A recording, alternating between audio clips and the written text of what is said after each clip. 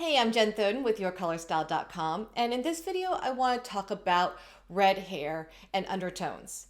So it is, I get a lot of different questions. They're all they're all different, but they're all very similar, and it has to do with the fact that a person that has red in their hair or has very red hair, what are their undertones? Is it always warm? And sometimes if people believe they have warm undertones, it doesn't feel right when they wear warm colors. So let me kind of talk about a little bit people with red hair and where you kind of fit.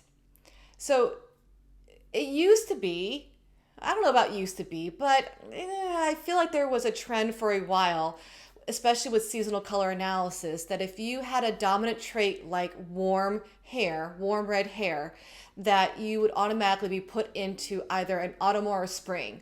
Both seasons are warm and bright for the most part. I mean, autumns there's a range in there, and I won't get into that, but you tend to fall into one of those categories. But the reality is that it's not always true. And you have to consider more than just the hair when looking at someone and deciding whether or not they have warm or cool undertones. I have met many redheads that have cool undertones, and the warm colors just look awful on them.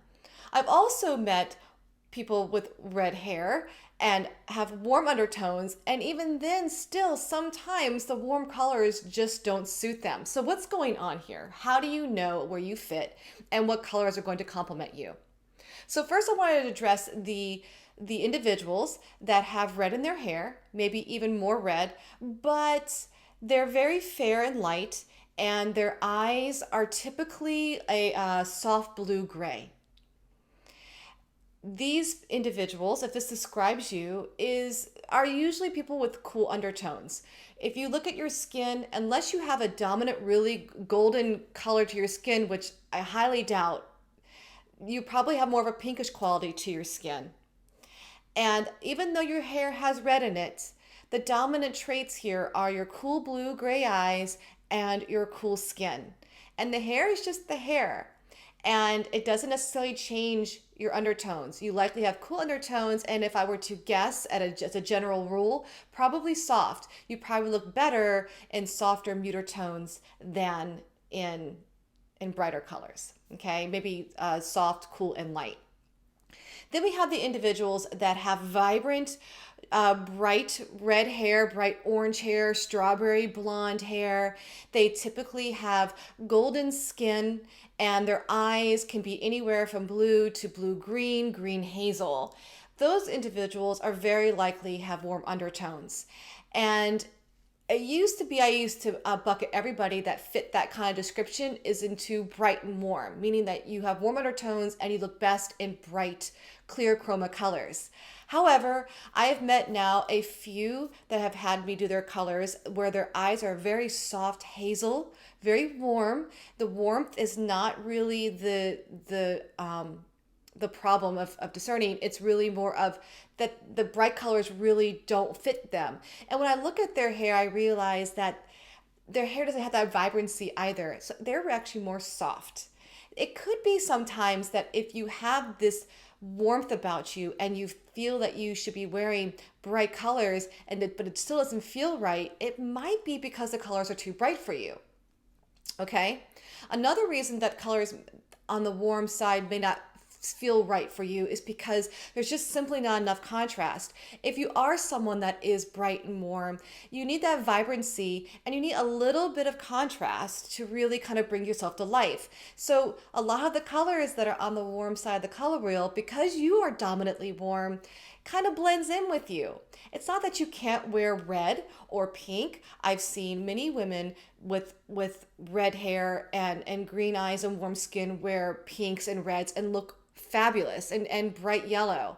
But sometimes when you lean more into the golden colors, the golden browns, it starts to kind of go, nah, that's not so great. And quite honestly, I encourage you to really look at the colors on the cool side of the color wheel, where most of your universal colors live anyway. Those are probably going to be better suited for you because they give you a little contrast. So those greens, jades, turquoises, true blues, It's true. Someone with brightness about them and red hair is going to look really good in a royal blue. So I hope that helps a little bit. Now let's talk about the individuals that are bright, but they still have cool undertones. And those are the individuals that have definitely red hair. But usually people with cooler undertones, okay? So they're, again, you look at their skin and it's a lack of warmth. They might be very fair, but other way, they lack of warmth. Their eyes are typically a very crystally blue, so they're definitely bright and they're cool. Their hair is also has a brightness to it, and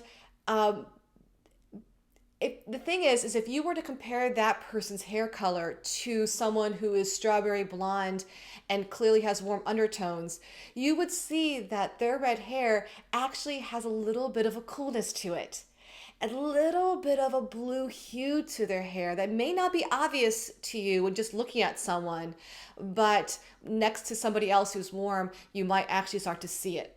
I've seen very, very bright hair that is not obvious. I've also seen darker auburn hair, but it's kind of a cool color.